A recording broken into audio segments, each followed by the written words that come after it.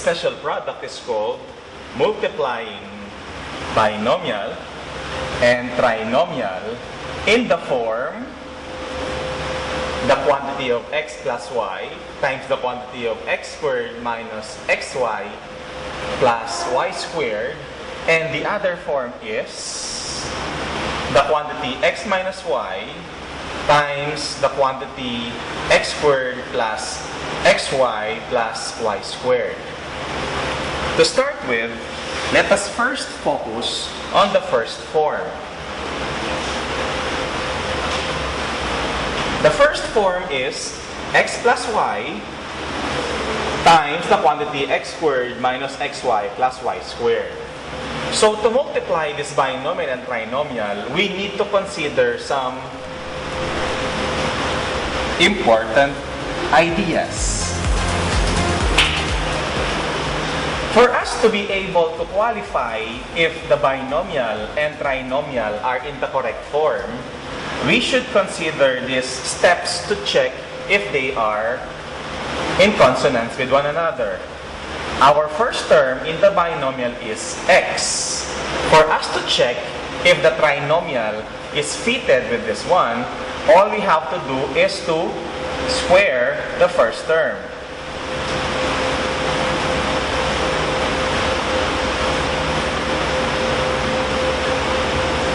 In this case, we have x, and when you square it, that's x squared. So our first term in the trinomial is correct. To check the middle term, always remember this. We need to multiply negative by the first term and the second term. In this case, we have negative times the first term is x times the second term is y. So we will have negative xy. In this case, our middle term here fits with this condition. The third way to check the condition is to square the last term or the second term. In this case, we have y as the second term. When you square it, that becomes y squared. And it shows here in our trinomial that our third term is also y squared. Therefore, this binomial and this trinomial can be multiplied using a special process. The simplest way to solve this, to multiply this binomial and trinomial, is to just simply cube the first term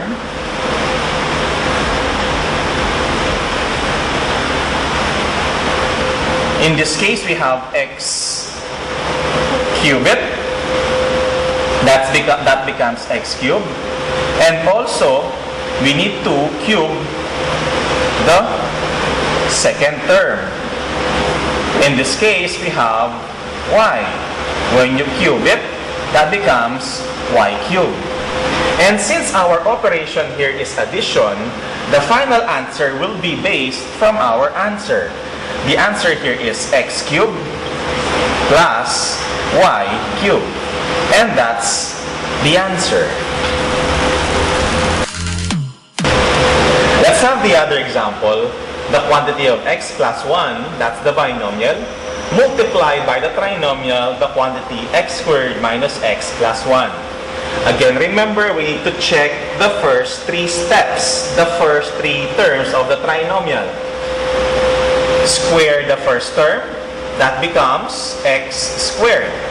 And that's correct. Next step is to negative times the first term times the second term. The answer here is negative x. Correct. And the third step is to square the last term or the second term. In this case, our 1 squared is equal to 1. So by simply checking the binomial and the trinomial, we can say that this can be multiplied easily by a special product. And so therefore, The first step is cube the first term. That's x cubed. Copy the sign in the middle. That's plus. Cube the second term. That's 1. 1 cubed is also 1. Therefore, that is the answer to this problem. In our third example, we have the binomial 4x plus 2 being multiplied by the trinomial 16x squared minus 8x plus 4. Again, to verify if the binomial and trinomial fits into our special product, let's do the three-process check. Let's do it here. Square 4x, that becomes 16x squared. And it's similar to our first term. For our second check, multiply the first term and the second term, and then multiply by negative. 4x times 2, that's 8x. Times negative, it becomes minus 8x. And it is similar to our middle term. And for our last check, square the last term. And that becomes 2 squared is equal to 4, which is similar to our third term. Having satisfied the conditions, we can apply the special product in multiplying this binomial by this trinomial. Therefore, the process is cube the first term, that is 4 times 4, that's 16 times 4, that's 64. And then x, cube it, that becomes x cubed. The sign in the middle is plus, so we will put plus here. And then the cube of 2 is 2 times 2, 4 times 2, that's 8. So our special product is 64x cubed plus 8. For our fourth example, we have this binomial, 2m plus n, and our trinomial is 4m squared minus 2mn plus n squared. Again, the first thing to do here is to verify if the binomial and the trinomial fits into our special product. Again, let's do the three-way check. The first check, square the first term, 2m squared, that becomes 4m squared. And it is similar to our first term in the trinomial, and that's correct.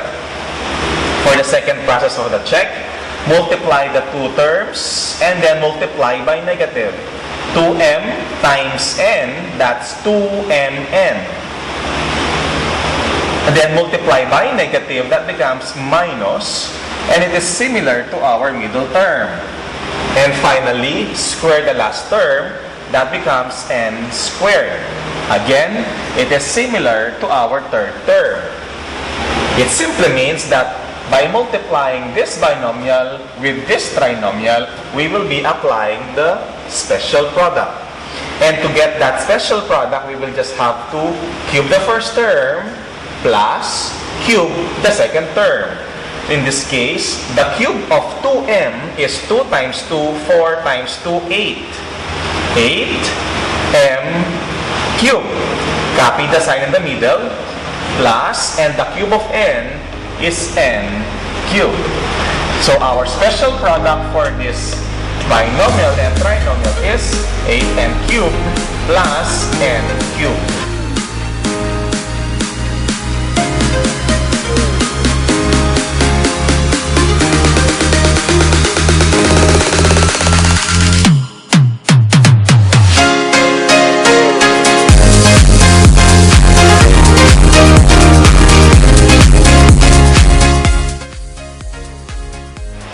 The second form in multiplying a binomial and a trinomial is we have the quantity of x minus y being multiplied by x squared plus xy plus y squared.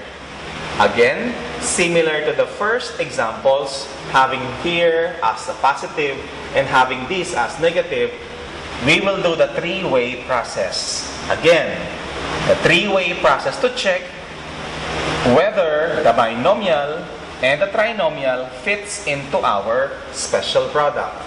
First step, similar to our previous examples. Square the first term, that becomes x squared. And it's similar to our first term. Next, multiply the 2. That becomes x times, in here, always remember to include the negative sign of the second term, minus y, and then always remember to multiply negative, because that's negative times the first and times the second. So therefore, the answer here is positive xy, which is similar to our second term. And lastly, let's square the last term, the second term of the binomial. That becomes negative y squared. In here, we will have negative squared becomes positive. And y raised to 2 is y squared. And this is similar to our third term. In that case, it simply means that the binomial fits into the form of the trinomial, wherein we can apply the special product. So to get the special product, we just get to get the cube of the first term minus the cube of the second term. So that becomes x cubed minus y cubed. And that is your answer. We have another example in the second form. Our binomial is 2x minus y, and our trinomial is 4x squared plus 2xy plus y squared. First, let's check if they fit into the form for our special product. Same process. Square the first term, that's 2x squared. That becomes 4x squared. No problem, and that's similar with our first term. Next, negative times the first term, 2x, times the second term, negative y. And always remember, negative times negative becomes positive. And then when you multiply this 2x times y, that becomes 2xy. And it is similar to our second term. Finally, square the last term. That's negative y squared. Negative y squared becomes positive y squared. And it is similar to our third term. Hence, this form is applicable into the form for special product. Therefore, to get the answer here, we just have to cube the first term. That's 2x cubed, and that becomes 8x cubed minus y cubed. And that's it. For our next example, our binomial is 2a minus 3, and our trinomial is 4a squared plus 6a plus 9. Again, similar to our previous examples, let's have the first three-way process in checking whether our trinomial fits into the context of our binomial. Same process. Square the first term. That becomes 2a squared. And the answer is 4a squared. And that is similar to our first term. Next, minus times the first term times the second term. Remember, the negative goes with the 3. And the answer here is negative times negative, that's positive. And then 2 times 3, that's 6a. And this is similar to our second term. And the last way to check is to square the last term. And that's negative 3 squared. Negative 3 squared is 9. And it is similar to our third term. Since they both fit into our form, we can do the special product. And that is by getting the cube of the first minus the cube of the second. So we will have the cube of 2 is 2 times 2 times 2, that's 8a cubed minus 3 cubed. 3 times 3, it's 9 times 3, that's 27. So our special product for this form is 8a cubed minus 27. This next example is quite challenging. Our binomial is c squared minus 3d cubed, And our trinomial is c raised to 4 plus 3c squared d cubed plus 9d raised to 6. Though it looks very challenging, don't worry if you know the 3 steps, the 3-process way to check if the trinomial and the binomial fits into the form for the special product. Don't worry, we'll just do the same process. First step is to square the first term. Our first term is c squared. When you square it, that becomes c. Always remember, when an exponent is raised to another exponent, we just have to multiply the exponents. So 2 times 2, that becomes 4. And it is similar to our first term in the trinomial. Second step to check the compatibility of our given is to use minus times the first term, that's c squared, times the second term, that is negative 3d cubed. When we solve it, negative times negative, that becomes positive. 3 is the only coefficient, so we will just have to copy 3. Actually, there's 1 here, and 3 times 1 is just the same as 3. And then we also have c squared and d cubed, and they are different terms, and in multiplying them, we just have to combine them. So that becomes 3c squared, copy, times d cubed. So therefore, this is also the same as our second term. Finally, we square the last term.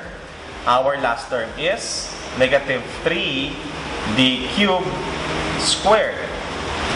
To solve this, negative squared, that becomes positive. 3 squared, that becomes 9.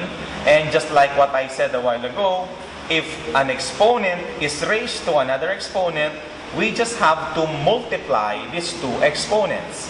So we will have d raised to 3 times 2, that becomes 6. So we have 9d raised to 6, which is similar to our third term in the trinomial. That simply means that the binomial and the trinomial fits into the second form of our special product. Cube the first term, we will have c squared cubed minus cube the second term, and that becomes 3d cubed. So when we cube this, that becomes c, 2 raised to an exponent, that's 2 times 3, that becomes 6, minus 3 cubed, that becomes 3 times 3, 9 times 3, that's 27. And then d cubed raised to 3, again, if an exponent is raised to another exponent, we multiply the exponents. So 3 times 3 becomes 9. Hence, this becomes d raised to 9. So our special product for this given is c raised to 6 minus 27d raised to 9.